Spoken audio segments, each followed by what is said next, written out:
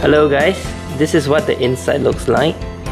Now you can basically buy this motorized wheel with the wires attached from Amazon, eBay, or Taobao. And basically what happens is that the connectors are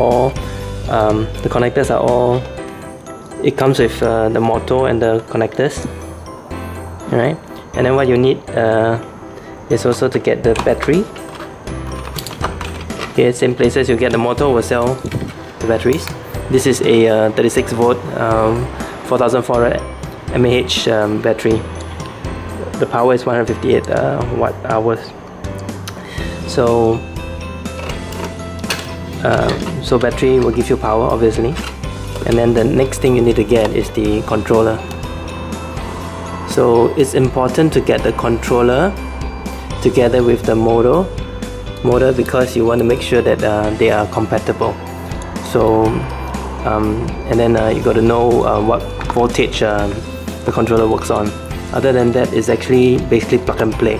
So basically you plug this thing here into one of the connectors here, and the other side you plug it to the other connector. Then the other three wires for each motor are the yellow, blue, and green. So correspondingly you link it to the one motor. It's pretty straightforward. So the difficult part is basically making the case.